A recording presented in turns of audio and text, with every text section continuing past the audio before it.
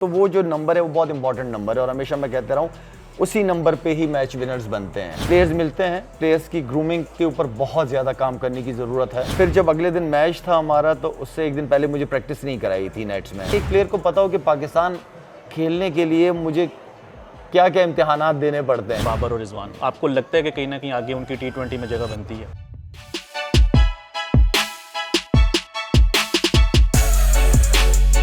पाकिस्तान के star and legendary cricketer, बहुत सारी फतवाहत हैं पाकिस्तान के लिए। T20 लीग्स में शाहिद अफरीदी किसी तारुफ के मोहताज नहीं, आज हमारे साथ मौजूद हैं। उनसे थोड़ा सा WCL के हवाले से बात करते हैं, थोड़ा सा उनकी क्रिकेटिंग जर्नी और पाकिस्तान की करंट टीम पर बात करेंगे। तो शाहिद भाई, हम कुछ दोस्त आपस में मजाक कर रहे थे कि पाकिस्तान की लेजेंड्स की जो टीम है वो अगर करंट टीम के साथ खेले तो काफ़ी एक इंटरेस्टिंग मैच हो सकता है आप लोग जीत भी जाएं। जीतने का तो नहीं पता, मैच अच्छा होने का पता है। लेकिन मैं आपको एक बात बताऊं, हमारी टीम बहुत अच्छी है, पाकिस्तान की टीम बहुत अच्छी है और हमें सारे लड़कों को सपोर्ट भी करना चाहिए। आगे बड़े इवेंट्स आ रहे हैं, Asia Cup and then World Cup है। लड़के हमारे अच्छे हैं, आई नो कि कुछ ज़्यादा एक्सपेरिमेंट्स कर रही होगी मैनेजमेंट, तो वो एक करें, बिल्कुल करें, बल्कि अनाउंस करना चाहिए ताकि मीडिया पे बहुत ज़्यादा नेगेटिव चीज़ें आती है। इसको क्योंकि ले गए टूर पे, इसने इतना अच्छा परफॉर्म किया, इसको बिठा दिया है। वो एक मैनेजमेंट की तरफ से एक प्रेस रिलीज ऐसी आनी चाहिए कि लोगों को पता हो कि क्या प्लान है मैनेजमेंट के। क्योंकि आई नो, जिस तरह मैंने कहा कि एशिया कप वर्ल्ड कप आ रहा है तो एक अच्छा यूनिट उनको बनाना पड़ेगा। इसमें कुछ प्लेयर खेलेंगे, कुछ को रेस्ट कराएंगे।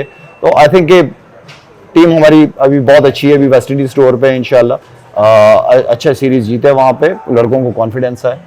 अच्छा शाहिद भाई, आपकी अगर हम क्रिकेट की बात करें तो ऑलराउंडर थे, लेकिन जिस चीज़ के लिए आप जाने जाते थे वो पावर हिटिंग और छक्के हैं और आपके बहुत ज़्यादा पाकिस्तान के लिए उस हवाले से रिकॉर्ड्स हैं।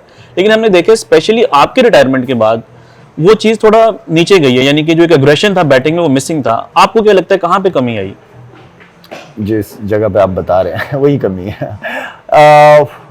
यार मैं आपको बताऊं, क्योंकि T20 स्पेशली, इवन कि वनडे को भी अगर मैं कंसिडर करूं तो वो जो नंबर है वो बहुत इंपॉर्टेंट नंबर है और हमेशा मैं कहते रहा हूं उसी नंबर पे ही मैच विनर्स बनते हैं। वो सिचुएशन ऐसी होती है। हमने बहुत सारे प्लेयर्स को उस नंबर पे 5, 6, 7 पे, 6 पे ट्राई करने की कोशिश की। खेले लड़के थे लेकिन लंबा नहीं खेल पाए पाकिस्तान के लिए। और अभी भी वो खला जो है वो अभी भी मैं फील करता हूँ कि वो अभी तक रजाक जैसे, ठीक है आपने मेरा नाम लिया, थैंक यू सो मच, लेकिन रजाक भी उस नंबर पे खेलता था। वो भी एक ऐसा था जो मैच को फिनिश करता था। तो वो नहीं है आपके पास। बात ये कि नहीं, ये नहीं कह सकते कि नहीं हो सकते या नहीं आ सकते। प्लेयर्स मिलते हैं, प्लेयर्स की ग्रूमिंग के ऊपर बहुत ज़्यादा काम करने की ज़रूरत है। अगर किसी कोच के साथ काम कर रहे हैं या पहले तो कोचिंग के स्टैंडर्ड्स जो ऊपर लेवल पे हैं वही थ्रू आउट नीचे तक भी वही होने चाहिए। ये नहीं कि नया कोच आ रहा है तो वो अपने तरीके से प्लेयर को बता रहा है। तो वो जो कोचिंग का सिस्टम है वो नीचे तक एक ही सिस्टम के तहत कोचिंग होनी चाहिए, वो बहुत इंपॉर्टेंट है। बाकी ये है कि पावर हिटर है, ग्रूमिंग करें, उनकी जो हमेशा हम स्किल्स की बात करते हैं उसको डेवलप करें और प्लेयर खुद भी इस चीज़ का एहसास रखे कि वो पाकिस्तान को काफ़ी मैचेस जितवा सकते हैं इस नंबर पर। अच्छा शाहिद भाई, अगर हम पाकिस्तान के ऑल टाइम स्टैट्स या नंबर्स देखें तो सिर्फ 2 ऐसे बैटर्स हैं T20 या हिस्ट्री में जिन्होंने 140 प्लस के स्ट्राइक रेट पे बैटिंग की है। एक आप हैं 150 प्लस और शादाब स्लाइटली अबव 140। तो जो आपने बात की कि ज़्यादा लंबा मौका नहीं मिलता, आपको लगता है कहीं ना कहीं सोशल मीडिया का प्रेशर भी कहीं ना कहीं आ जाता है और प्लेयर्स के कुछ फेलियर्स बहुत ज़्यादा हाईलाइट हो जाते हैं जो कि शायद 90s में या आपके एरा में नहीं होता था? यार प्रेशर तो प्रेशर होता है, ठीक है ना, वो किसी भी चीज़ का हो। अगर उस वक्त सोशल मीडिया नहीं था या था, आई मीन कि उस वक्त आपके प्रिंट मीडिया बहुत स्ट्रांग थे, वहाँ पे कोई हेडलाइन आ जाना वो भी कोई, मेरा मतलब है कि ये तो इंटरनेशनल क्रिकेट की जो हम बात करते हैं इट्स ऑल अबाउट प्रेशर के प्रेशर को हैंडल कैसे करना है। जो प्लेयर करना सीख लिया उसका करियर थोड़ा सा लंबा हो जाता है।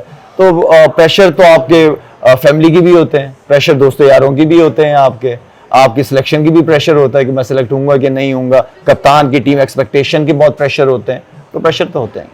अच्छा शाहिद भाई, आपके थोड़ा मैं करियर की बात करना चाहूँगा और मेरी ख्वाहिश थी कि जब मैं कभी आपसे बात करूँ तो इस एक इनिंग्स को मैं लाजमी डिस्कस करूँ, क्योंकि आप नॉर्मली लोग जानते हैं आपको अपनी पहली इनिंग्स के ऊपर वनडे डेब्यू, लेकिन आई थिंक जो आपने चेन्नई में इनिंग्स खेली थी टेस्ट मैच में, टेस्ट मैच मुश्किल कंडीशंस थी, वहाँ पे सेंचुरी करके पाकिस्तान को अगर मैं आपसे पूछूं कि ओवरऑल आपके करियर की बेस्ट इनिंग्स कौन सी थी, तो आप कौन सी 2-3 इनिंग्स को रेट करेंगे? यार वो इनिंग आपने जो बताई है मुझे, वो वाकई प्रेशर है, क्योंकि उस स्टोर पे मैं जा नहीं रहा था, मुझे सिलेक्शन कमेटी नहीं लेके जाना चाह रही है, उस वक्त का कोच हमें नहीं लेके जाना चाह रहा था मुझे। फिर जब अगले दिन मैच था हमारा, तो उससे एक दिन पहले मुझे प्रैक्टिस नहीं कराई थी नेट्स में, मुझे कराई नहीं। तो सुबह खैर मैं फिर रेडी हुआ, वो एक था कि एक ऊपर वाले से मदद मांगी, एंड देन वो इनिंग एक अच्छे मौके पर उस ट्रैक के ऊपर इंडिया के अगेंस्ट थी वो भी, तो वो इनिंग मेरी यादगार इनिंग में से है जी, बिल्कुल। और अगर मैं पूछना चाहूँ कि आपकी टॉप 3 ऑल टाइम इनिंग्स कौन सी होंगी? टॉप ऑल 3, देखिए वर्ल्ड रिकॉर्ड को तो मैं कभी वो नहीं करूंगा, आई मीन कि वहां से तो एक शाहिद अफरीदी एक पहचान बनी है, वो इनिंग इंपॉर्टेंट थी। इसके अलावा खानपुर की एक इनिंग थी, वो भी एक सीरीज हारने वाली सिचुएशन थी, लेकिन उस मैच की वजह से, उस इनिंग की वजह से वो हम सीरीज जीते। 2009 की इनिंग थी, सेमीफाइनल फाइनल की, एशिया कप की इनिंग्स वगैरह, ज्यादा नहीं कुछ आते हैं। अच्छा शाहिद भाई, जिस तरह हमने टेस्ट मैच की बात की कि आपने वो एक इनिंग्स खेली, अब हम देख रहे हैं कि साल में 4-5 टेस्ट मैचेस होते हैं पाकिस्तान का, 8 महीने में 2 टेस्ट मैचेस हैं। आपको कोई खास फ्यूचर नजर आ रहा है पाकिस्तान में टेस्ट क्रिकेट का? यार देखिए, आप अपनी डोमेस्टिक क्रिकेट के स्टैंडर्ड जब हाई कर लोगे ना, तो आपकी तीनों क्रिकेट अच्छी हो जाएगी। हम पाकिस्तान टीम में आके एक्सपेरिमेंट्स करते हैं, ये सबसे बड़ी गलती करते हैं कि पीएसएल की 1-2 इनिंगों के ऊपर लड़का टीम के अंदर सेलेक्ट हो जाता है। पाकिस्तान टीम को इतना ईजी ना करो आप। अगर कोई टैलेंट नजर आ रहा है तो उसको आप नीचे लेवल पे डोमेस्टिक में भिजवाएं, फर्स्ट क्लास क्रिकेट खिलवाएं, एंड देन उसको शाहीन जो हमारी दूसरी टीम है उसमें उसका प्रोसेस भी कोई आसान नहीं होना चाहिए, वो प्रोसेस तगड़ा होना चाहिए, ताकि एक प्लेयर को पता हो कि पाकिस्तान खेलने के लिए मुझे क्या क्या इम्तिहानात देने पड़ते हैं। तो वो सबसे इंपॉर्टेंट चीज है कि आप अपनी डोमेस्टिक ग्रास रूट लेवल की जो इतनी दफा हम बात करते रहे, आप वहां इन्वेस्ट करें, वहां अच्छे कोचेस लेके आए, वहां अच्छे मेंटोर्स लेके आए, वहां की क्रिकेट को तगड़ा करें। तो शायद भाई बस 1-2 सवाल और, आपने शाहीन्स की बात की तो शाहीन अफरीदी मेरे जहन में आ गए, उनकी परफॉर्मेंस को आप फॉलो कर रहे हैं? अच्छा उनका कमबैक हुआ है कल रात को? हाँ, कल रात मैच तो नहीं देख पाया, लेट शुरू हुआ था, लेकिन पाकिस्तान टीम जीती है अल्हम्दुलिल्लाह। जिस तरह मैं पहले बहुत दफा कहते हुए आया हूँ कि आपके पास मैच विनर्स कम है, तो मैच विनर्स ना होने की वजह से आप जो हैं वो हर एक लड़की, चाहे शाहीन हो चाहे कोई भी हो, जो जिसकी जिम्मेदारियां हैं, हमारी एक्सपेक्टेशन मुल्क की टीम की, आपको उस एक्सपेक्टेशन पे हर प्लेयर को परफॉर्म करना पड़ेगा। मैं कभी भी बड़ी बड़ी परफॉर्मेंस की हमेशा मैं कहता हूं कि नहीं, हर बंदा अपना रोल निभाए। शायद भाई आगे बहुत इंपॉर्टेंट इवेंट्स हैं पाकिस्तान के लिए, एशिया कप भी है, T20 वर्ल्ड कप भी है, और इस टाइम पाकिस्तान अपने 2 स्टार प्लेयर्स के बगैर खेल रहा है, बैट्समैन में बाबर और रिजवान। आपको लगता है कि कहीं ना कहीं आगे उनकी T20 में जगह बनती है?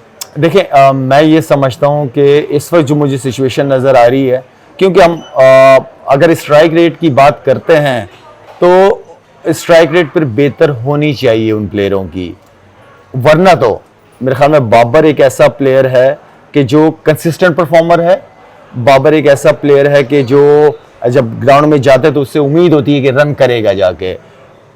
फिर तो वो स्ट्राइक रेट से बाबर भी खेल रहा था, फिर बाबर को भी हमें निकालना नहीं चाहिए था।